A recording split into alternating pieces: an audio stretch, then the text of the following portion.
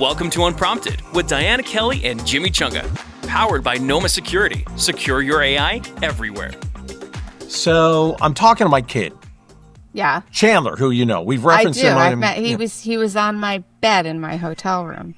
That wasn't invasive at all, was it? No, not at all. He was, for anybody listening, they were doing videos because my room had the best view of Vegas. So your room had the only view.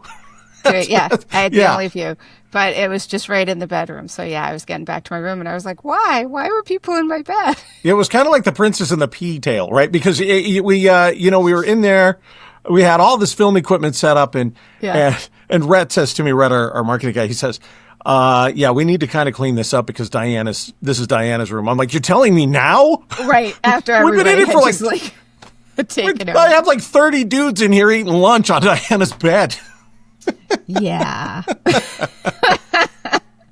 And that was your first day, if I'm not mistaken. It was like my first day at Noma because I started like right as we went to Black Hat. So, it was fun. I was like, all right, we are all just chipping in. This is startup life. We're getting right into it. Well, yeah. I wanted to crawl out of my own skin and hide when I heard that, but yeah.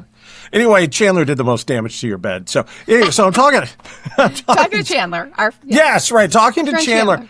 And I said, Diana she's everywhere. She's kind of omnipresent. She's this CISO rock star, right? And every time we're doing a podcast, she's like, oh, well, I'm going to Navy Federal Credit Union and I'm doing a speech, or I'm delivering a keynote at Women in Tech, or I'm doing all this crazy stuff. And I'm trying to find a way to bill her a certain way so I can hype her up on the Unprompted podcast, which, by the way, welcome to it. I'm Chunga.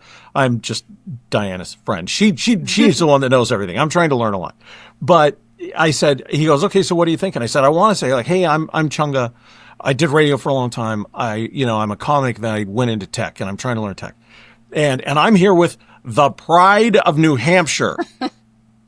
I'm here with the pride of New Hampshire, Diana Kelley. And he goes, don't do that. I said, well, I know that's cool. It's like she lives in New Hampshire. She's got this beautiful area. Live in New Hampshire.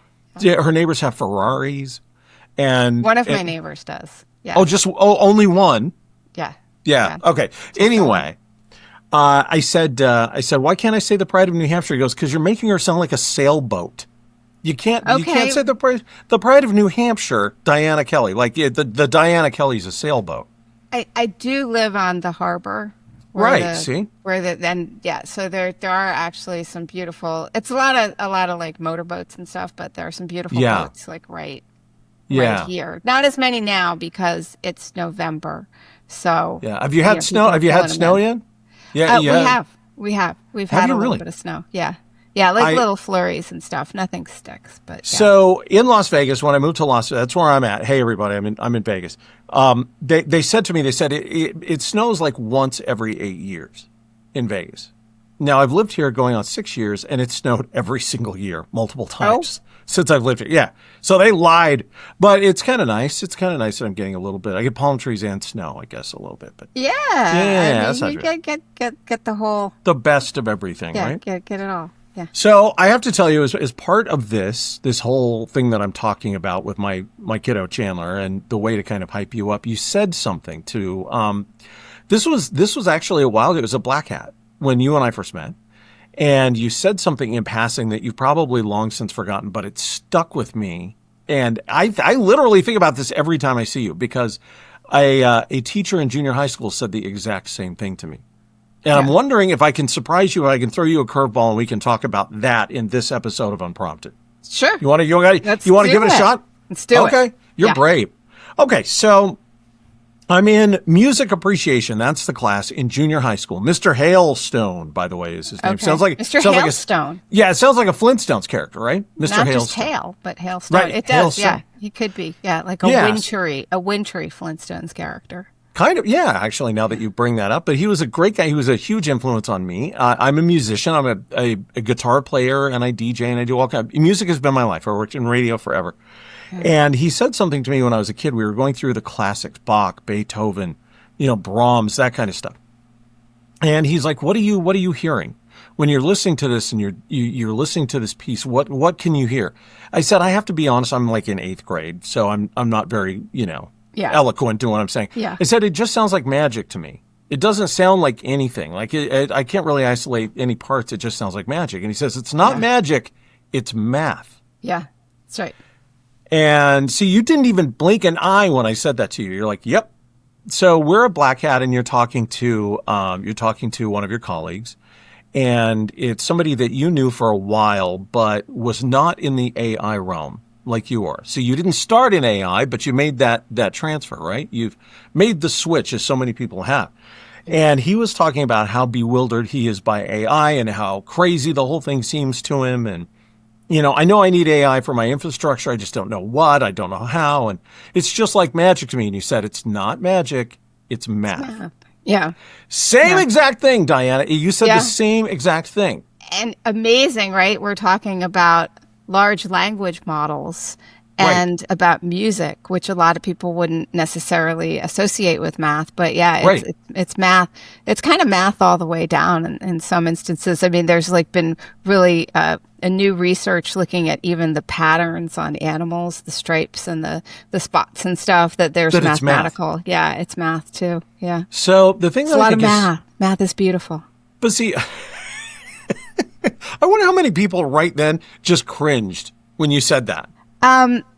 Probably even me a few years ago, but if you don't like math, I would strongly recommend reading Simon Singh. He's an author. He's got some well-known books. The Big Bang Theory, the Code Book, if you want to know the history of cryptology. Right. But he has a book called Mathematics and the Simpsons. And really?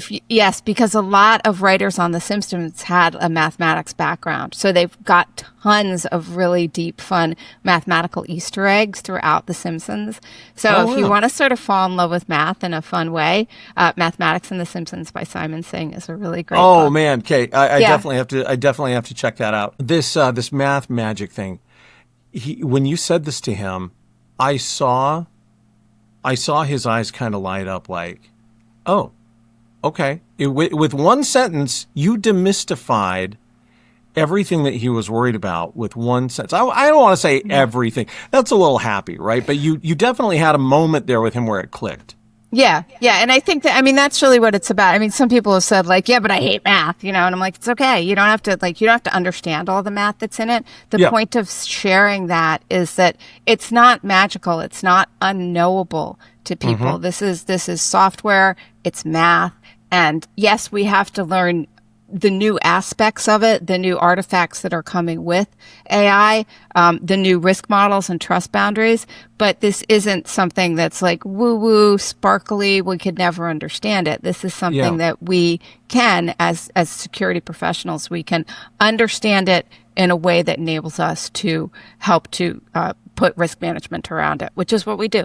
Yeah. Okay. So, my question was, how, if we're trying to demystify this, which is what you're doing right now, how does this apply to you? Like, how would you explain it further to him when it comes to security and it comes to AI cybersecurity? Could you break that down further for him? Yeah. So, AI, when we're talking about, there's this big superset of AI that people have been using components of it for years, like, expert systems and robotic automation. So there's a big superset of AI. And then there's a subset of that called machine learning. And machine learning, again, has been in use for decades. It's probably something that is part of your 401k or your management portfolio. Yeah, they use quant analysis.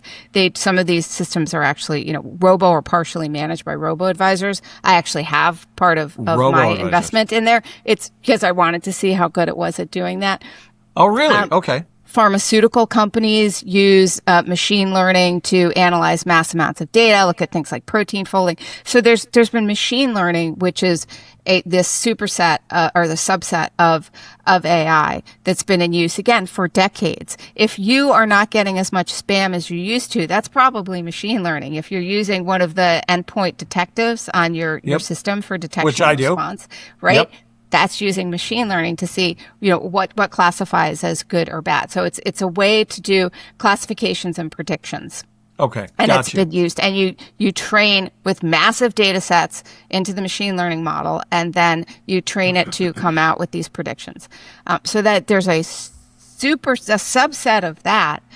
that's called neural networks, which starts to actually tie together layers within machine learning in a way that we think brains work. We don't entirely know how brains work, but the way that we think brains work, and the machine learning, neural networks, or deep learning is what brought us to LLMs. And the main difference between the neural networks from yesterday to the LLMs of today and what we're seeing was something called transformers. Transformers were developed by Google in 2017. And transformers go with attention. So the attention on, instead of just, classifiers going back again and again in the machine learning models, you start being able to pick up context and put more attention based on where something is. What does that mean in reality? Well, I'll tell you, when we were training the Watson for Cyber back when I was at IBM, we would run up against things like, back to cryptography. There's you talk about salting the hash in cryptography, right? That's a term that you use. Well, it also is about cooking. And attention gives you, right? And or how about IP, right? IP, that could be intellectual property. It could be Internet Protocol as part of the TCP/IP stack. And when a human's talking to each other, if I was saying, hey, that's your IP, that's the stuff that's really important to you that only you know, you would say, hey, she's probably talking about intellectual property. Or if I was saying it in a legal capacity, right? If I was talking to you about, well, we got to look at the IP stack, then you'd be like, oh, she means Internet Protocol, or what's the IP address for that system, right? So we can pick out the context. Well, attention in transformers allows these neural networks to start looking at this kind of context base. And again, that was developed in 2017. That changed how we could train these systems. And suddenly we got what does feel like magic. We got things like ChatGPT, Gemini, the modern, what we see. And then it exploded almost overnight, right? Yeah. And that was 3 years ago in November, 2022. And that changed everything. So that's when we're talking about AI, it's these series of steps and changes in technologies and improvements. And so now we do have these LLMs that train on massive corpora of data, and can generate huge amount, predict, tokens in such a complex way that it does feel a little magical. I will admit that. Because now we can say, hey, write me a 4,000 word essay on, what the green light at the end of Daisy's Dock means in Great Gatsby. And it can write it. And because it's been trained on so many great essays from the past and this knowledge, it's going to be able to predict something that would come out looking pretty good. Probably not going to get you an A+. No, but you can finesse it on your own, right? You finesse it, but you're not going to flunk.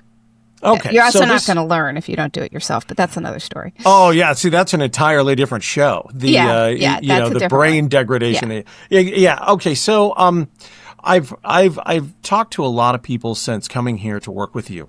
And it's really interesting to me how many of these learned people, again, it's the magic math thing, that make the reference that AI is thinking. Right. AI is not actually thinking. Right. And how do you explain that to somebody? Because, you should have seen me trying to do it. It was about the clumsiest thing ever, where I'm like, no, it's not thinking. Well, what's it doing? I'm like, Diana! Get over here and help me out. So what is it doing? So, you kind of answered it, right? But can you elaborate on that a little bit more? It isn't actually thinking. It's just taking learned responses, right? It's taking the data it was trained on and creating a statistically probable response about the question, the prompt. Probable is the big word there. Probable. Right. And it's probable is important. The other thing that's really important is that it can only work on the data. It only knows the data it's been trained on. So two things that might really help with that. First of all, your calculator. I don't presume to know how well you can do math, but for most of us, our calculators, I know for a fact that a calculator can multiply and do division and square roots much faster than I can do it in my head, especially when you get to big numbers, right? Right. So, but is your calculator thinking? No. Right. None of us think and very few of us think our calculator's smarter than us. But we think the AI is, but it's doing a form of that. It's just with very complex language or really very fast. Complex. And it can do it multimodally. So it can be language, it can be music, it can be images and video. But again, it's just doing a form of a calculation. The other thing is that so it's not smarter. It's not thinking the way we think it just like our calculator isn't thinking. The other thing to know is that because it's predicting based on what it's trained on, it only knows really what it's trained on. So remember back in the day, people thought that the earth was flat or that the earth moved around, the earth was some still do. Yeah, some still do. Some still do. Or that, the earth is the sun is rotating around the earth rather than the heliocentric view of the earth rotating around the sun. Oh, wait, no, hold on a sec. Let's all say that together, shall we? Heliocentered. I don't think I've ever said that word before. Well, it's a fun word, right? It is. It is a fun word. Heliocentered. Like there's some words that are just fun to say. Oh, yeah. So Patashoe. That's another one. Patashoe. That's true. See? Yes. Right. Speaking of cooking. Exactly. So in that sense, right, the great discoveries wouldn't be in AI because that's from a human thinking something entirely new. The AI isn't going to, at this point, think of something entirely new. So if you were training an AI back when people thought that the sun was rotating, the heliosphere. I forget. There's got to be a word for that. I know there's a word for when we thought that the sun rotated around us. Yeah. And which I can't think of. But and someone can write in and tell me. But anyway, thank you. Let us know. Yes, let us know. She's an idiot. She couldn't think of it. But anyway, so if you had trained it on the science at the time, we wouldn't have had this great scientific breakthrough. So that's the other thing about, thinking. So when we're thinking about, when we think, because we do think, when we think about how AI thinks, it's important to remember that it's doing predictions based on the data it's been trained on. Yeah. And that it's not thinking in the way that humans do. It's closer to being sort of like a very, very complex word or image calculator. Yeah. Okay. So I love the way that you spit that out. I actually said to this guy, I said, here's the fastest way I can show you how that AI is not actually thinking. I go into ChatGPT and say, I want you to rewrite and refine the script to Ocean's 11 is what I did. And he goes, I'm going to do this. I said, here's my email and here's my phone number. And I want you to send me your response. And all he sent were a whole bunch of laughy emojis. He said, this is the most ridiculous thing I've ever seen. He said, there you go. You've got a full script of just rubbish. It makes no sense because it's not actually thinking. It's just trying to pull from the internet what it thinks it should pull. I think that kind of explains it in a nutshell. I'm not nearly as eloquent as you are at doing that, but yeah, it's just trained responses more than anything. So, you did say something though, and you talked about how it's not thinking, not yet, anyway. Right. And there's a lot of people, the guy who invented this in 2017 and Mark Zuckerberg and Elon Musk, all the big names, right? All the big names that we can drop in here. They're all saying we're very worried about what happens when it can actually think. So do you think it'll ever get to that? There are some people that are like, well, it can do it now. We're just not doing it. Other people are like, it'll never truly get that smart. It'll never truly be able to do that. What do you think? Right. I am not a brilliant data scientist. So, there have been much smarter people who have, and you're right, there are arguments with the very, very highest level, very smartest people. Right now, there is this hope that as we continue to scale out, that we will see more sentience, more sort of self-attention awareness within the system, so that instead of just having a confidence score, it'll look like it's really thinking. But we don't have that technology now, and we don't know when that technology is going to come to pass. I don't know. I think that making a prediction is, but a lot of the money. I love that you say you don't know. I love that you said that. Of course, I don't know. I'm not. But there's a lot of money being spent, I think, on that it's going to be scale. I guess the one thing I would say is that technology does hit hit a wall sometimes. So, and it is possible that we're starting to hit a bit of that wall. We could be running out of new data to train the systems on. People have done studies. We either run out in 2026 of original data or, and we have to start using more synthetic. 2033 is another. So there's disagreements on when that happens. It's like our new Mayan calendar countdown that everybody freaks out about. Yeah. Right? Like when do we get to the end of the internet, basically, and what happened? So there's a lot of concern about when are we going to get, but technology sometimes does hit a bit of a wall and we stop moving as fast. I mean, think about the first like flip phones, to the first candy bar phone. It went really fast, and then we got the candy bar phones, and they've kind of been. I mean, yes, I get it that the cameras are getting better. But, there hasn't been, it's not that level of change. Or at one point, I forgot the exact numbers, but the time from Kitty Hawk, when the first flight ever happened, to when commercial jet flight was going in, like, I don't know, the 40s, 50s, to now, but between then and now, like, we haven't had that much. If you think about flying and technology advancements, like 100 years. Look what it did in 100 years. Yeah, you think about from no flights ever to even we were on the moon to like where have we been in the 60s to jet travel now? I mean, we stopped even with supersonic flight. I think Boom is trying to bring it back, but the Concorde, we could get to Paris in 3 hours, but we pulled that out of commission. And that had started in the 70s. Yes, we've got some incremental improvements, but we aren't flying places, we're not flying to France in an hour. From the US I was going to ask you, in all these speeches that you're doing and all the press that you're doing and the fact that you're just out there all the time, which kudos to you because that's exhausting to do. From a marketing perspective, how do you balance that hype? But it sounds like you answered it. The curve will flatten, is what you're saying, because I was one of these guys. I had to get a new phone every 6 months because there was all these new features, and now it's just the curve might flatten. We might get new technology. Flatten? I mean, when Transformers occurred, so a lot of people in AI were saying Transformers wouldn't work. There were a lot of smart people who said this is never going to work. We're not going to have it like what we see with ChatGPT and Gemini and Claude. That's not going to. It's not going to work the way you guys are predicting. And it worked. I would be a fool to say that I know it's absolutely going to flatten. I would be, I don't know if running out of data is really going to happen the way it's predicted. But these are some of the things that I think it makes sense for people to at least look at as we're hearing a lot of this hype of like, they're going to be sentient and take over the world in 2 years. It's like, hold on a sec, maybe not is what I'm saying. So that's how you balance the hype by just saying, I don't know, and maybe not. Yeah. And let's look at some of these other, pieces of information and. And what kind of reaction from people do you get? Because I would assume that reaction is pretty varied depending on who you're talking to when you say something like that. Yeah, I mean, if somebody is making a lot of money off of hyping up AI, then and saying, oh, it's going to be sentient and it's going to be smarter than and make better decisions than people and it's going to solve problems that we've never solved before.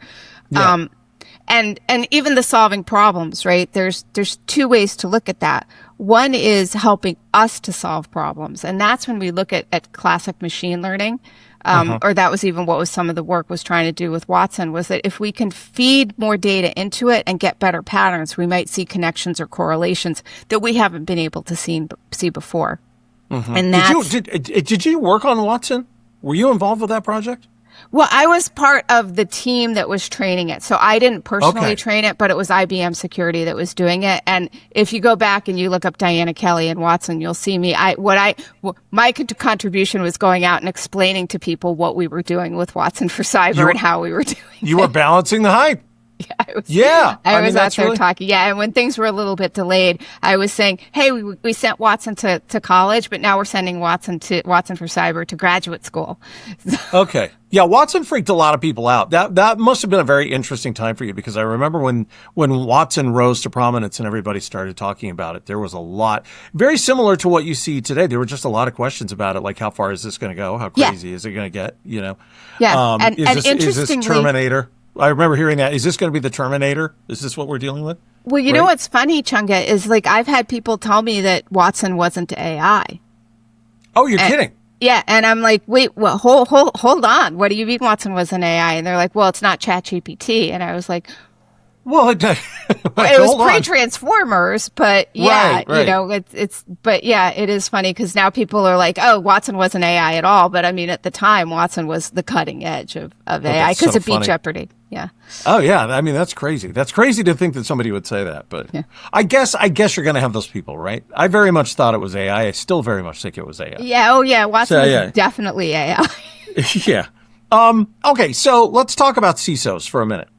Okay, you happen to be in their league, being a longtime CISO yourself. A lot of them worry about the over-reliance on AI.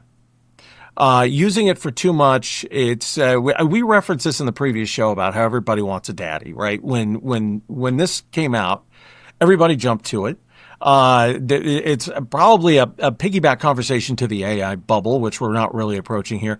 But are you one of these people? Are you worried as a CISO? Are you worried about the over-reliance on AI? And is there even over-reliance on AI to begin with? Yeah, I do worry about it. I mean, so if you're thinking about using AI as part of your security program, using AI as like your tier 1 analyst or a threat hunter, right? And not doing the checking yourself or not having a human in the mix. I mean, there's two things I worry about. One is that if you have a false negative, so if the AI comes back and says all clear, and things aren't actually all clear, and people are like, the AI said we're good, so we're fine. And we know, right? You were just talking about the AI coming up with like weird emojis. We saw the other day hallucinations and all kinds of stuff. The other day I had to like convince Claude that it was 2025 because Claude was convinced it was 2024. It was weird. So these things happen. So yeah, I worry about the over reliance, especially in a security environment where it could be something like a false positive gives you a false sense of security, a false negative gives you a false sense of security. The other way I worry about is I worry about us losing our skills and not training up the next generation, because most of us in security, the way we learned it heads down, hand on keyboard, and actually seeing how this, whether you're reverse engineering malware or you're figuring out how to threat hunt in a complex, multi-cloud estate, you kind of need to do it to get good at it. And if we don't train the next generation to be good at it, and this applies for all kinds of disciplines. If you're a developer, if you're not writing code because everything's vibe coded, who's going to be the next generation of smart developers to develop the next the new languages? That's a scary question. New frame, right? Yeah. So that's where I worry about the over reliance. Not like, oh, it's bad to use AI, but just I want to make sure that we're using it in ways that we don't lose our ability, and also that we don't we don't trust it in circumstances where we need to have a human also doing backup and checks. So we've had this correlation between magic and math and music and how they all kind of intersect and what they really are. I've done a lot of public speaking, not really on tech, but I've talked about different musical aspects and DJing and things like that. And I know it sounds childish. I know, forgive me. I'm a child, Diana. No, I'm just smiling because I used to be a DJ too. So, I know that was like the funnest thing ever when I found that out. Yeah, can I tell you? So But in talking about the tech behind electronic music and being a DJ, I would always say to people, tech is about people. Being a DJ and using tech, you're still reading people. You're still understanding people. All tech, whether it's AI or whether it's your calculator, all tech is about people. Should right? be. So it should be, right? Yeah. And that's one of my big fears, is that I think a lot of companies, when they lose that, are doomed to fail eventually. If you lose sight of that, I don't think you're going to reach the level of success, best case scenario, that you should, if you don't understand the tech is about people, or if you lose sight of that. Yeah. So when you're talking about teaching people to use AI, when you're teaching people to be better at understanding the principles behind AI, where do they start? Like, how do you start building those platforms? I think if there's going to be a teacher on this planet that could teach people the right way, it's you, right? So, and everybody thinks it's a black box and everybody doesn't understand it. So what do you propose? Like, what would you say to people? Well, I think start looking at the use cases and then like understand how to enhance humans kind of thing.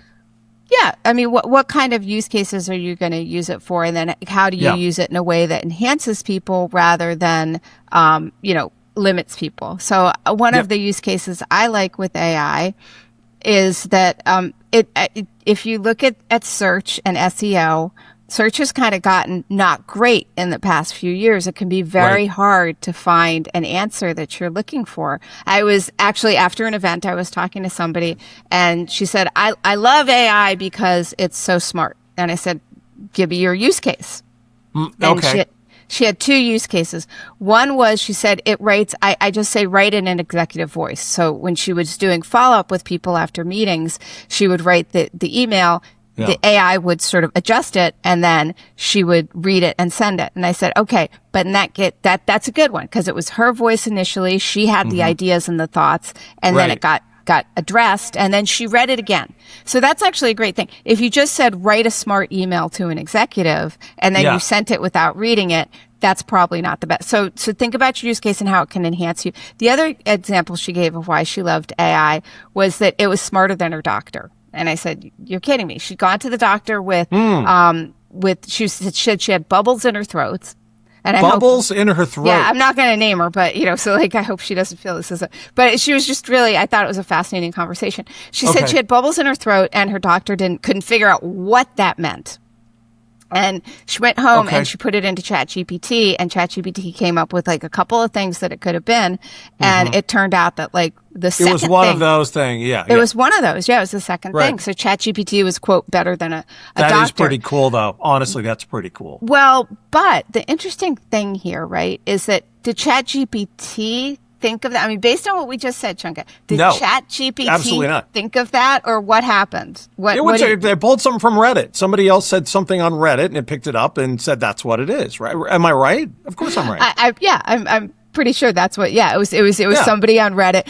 So ChatGPT could cut through all of the SEO and the noise to pull out some of the really most salient things.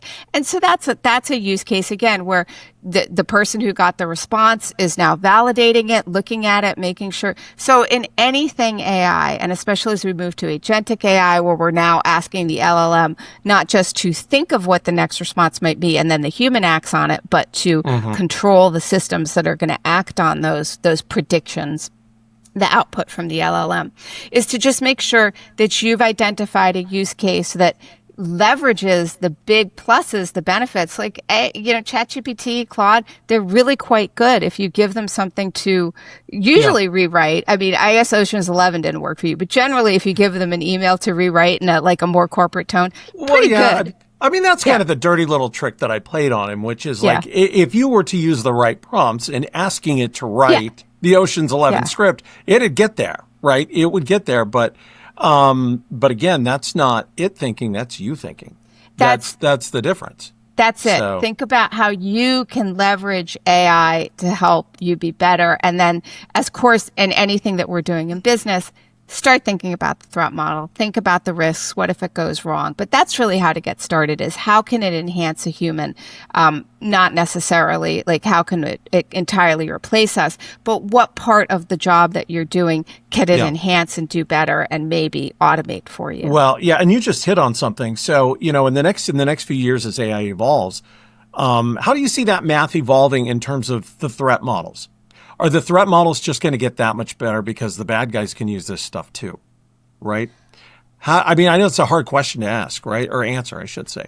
Well, Go for it. I mean, I Ken Wang is proposing a new framework for threat modeling that's agentic aware to look at the interactions, of and to take into account the non-determinism of LLMs, the fact that, you cannot give it the same prompt and it'll give you 3 different answers. That's non-determinism, right? So I think that we're going to have to rethink how we do threat modeling in the age of AI. But interestingly, we can also use AI to help us threat model. So if you come up with 6 scenarios, for example, or 6 things that you're concerned about within the threat modeling, you say, hey, here's my system, here's the topology, here's what we're trying to do, here's what we already came up with. Yeah. It is possible that the AI, using all of its training and all the other threat models that have been done in the world, that it may come up with something that you hadn't thought of. Like crazy fun. It would be like, imagine how creative you could be. Yeah. When you're sitting down and everybody's got their laptops up, it's like, let's make this as weird as we possibly can to see what we can come up with. I think it's awesome. So, okay, last question. And then, I don't know if the dogs are getting restless. I see the dogs walking around like, give me some attention behind you. The last question I have about all of this is with regard to the magic part of it. Let's not call it magic, but let's call it myth. If you could debunk one myth about AI that everybody tends to believe, what would that be? I know it's a huge curveball I'm throwing. No, I do think it's that there's a lot of people that are just like, the AI is getting smarter with and it's as though it's making itself smarter. What's happening over time is that human beings are training the AI more effectively with better data, with better supervision, with better responses. That's what's happening. So it's not that the AI is getting smarter on its own. The reason that we're seeing improvements is that there's a lot of people, a lot of data, and a lot of energy going into training these models to be better. They're not getting smarter on their own. Yeah, which is kind of it's kind of the thread of the entire episode here. But yeah, I like that. All right, well done, Diana. Thank you. The pride of New Hampshire. No, you're not feeling that. I'll come up with something else. A better way to bill you. Here she is. The pride of anyway, New Hampshire looks beautiful. One of these days, you're going to have to show me that your bay out your window the harbor? There with all the harbor. Thank you. I live in a landlocked state. I don't know what to call it. The harbor. Thank you, Diana. That is our what is that, second episode, I think. Yeah. Of Unprompted, something like that. I'm Jimmy Chunga. Chunga, if you're nasty. That's Diana Kelley, Rockstar CISO. So much fun having you here. Be checking back. We have a new episode every single Tuesday. You can get us on Spotify. You can get us on Apple Music, Amazon. We're everywhere you get your podcasts. Look for it, Unprompted, and we'll see you on the next one. Bye. Thanks for joining us. To learn more about how Noma Security can unlock the power of AI for your business, go to noma.security and be sure to join Diana and Chunga next Tuesday for another episode of Unprompted.